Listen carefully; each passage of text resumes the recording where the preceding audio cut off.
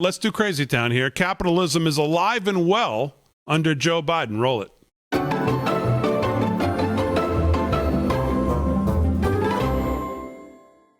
Good morning. Sorry to keep you waiting. Apologize.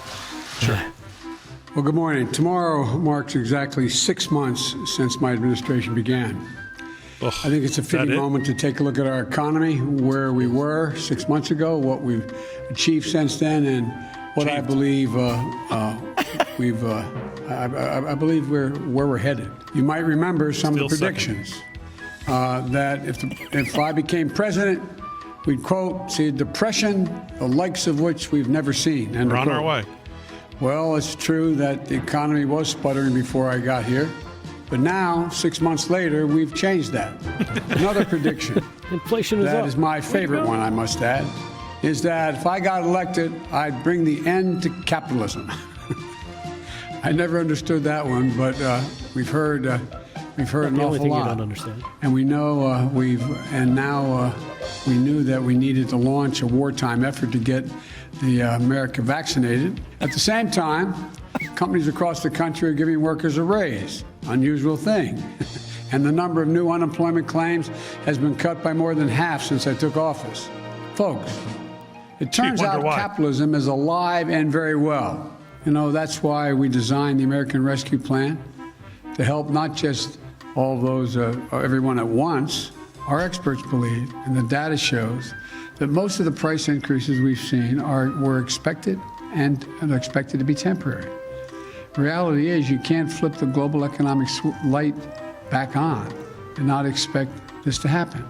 So if your primary concern right now is inflation, you should be even more enthusiastic about this plan. And as we promote fair competition in our economy, small businesses create and innovate much more seamlessly. Now, just this year, not just for the next, but not just this year.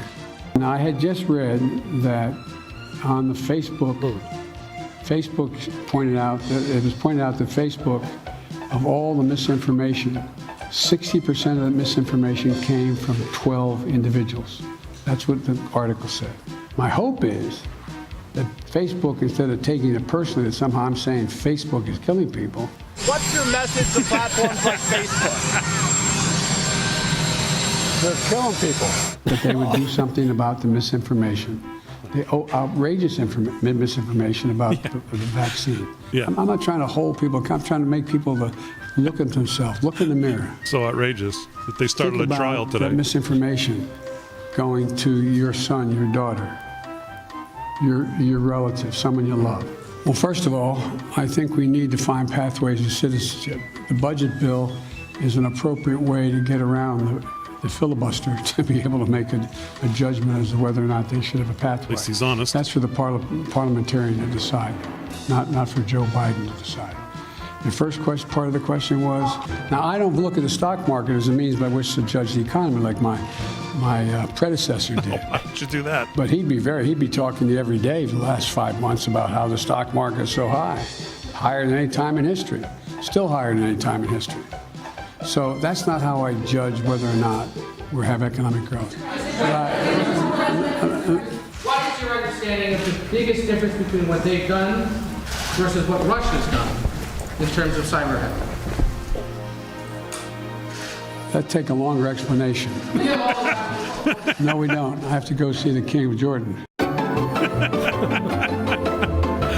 Yeah. Wow. Good stuff. He's really on the ball. He's really on the ball, boy. I saw a stat today that said to live in San Francisco right now in this economy under Biden, you know what you have to make an hour to be able to pay rent and survive with inflation the way it is right now in San Francisco? About $160 an hour. Wow. Yeah. I mean, but you can steal up to $900 worth of stuff. So yeah, and I think you can do that every day. So that's not bad. That's better than that's better than $100 an hour.